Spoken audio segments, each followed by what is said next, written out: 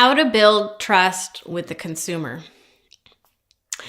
Let's talk about insurance for a second. Insurance started actually in 5000 BCE when Chinese merchants would share the risk of transporting goods. What does that mean?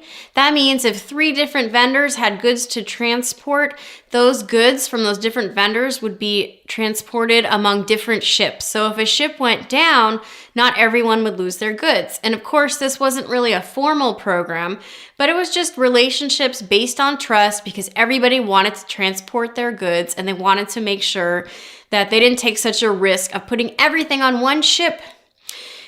And industries like insurance or even healthcare or banking are still based on this idea of trust. I like to think of it like an if-then scenario.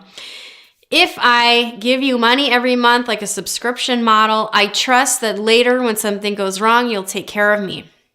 So why is it that in many of these industries, consumer trust is at an all-time low? It's that little chipping away at the relationship through making customers repeat themselves, making customers go through tons of paperwork, long wait times, and so on and so forth. And so this idea that we chip away at trust with customers when we damage the customer experience is really important because without trust, we don't have a relationship at all with the customer.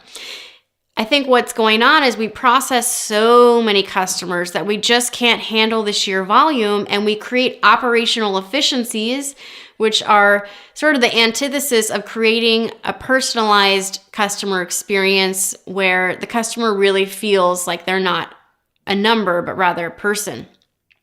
And so my role today is to encourage big business to focus less on operational efficiency because we've gotten somewhat okay at that, but think more about the life of that customer and how we can build trust with them to earn a place in the customer's heart.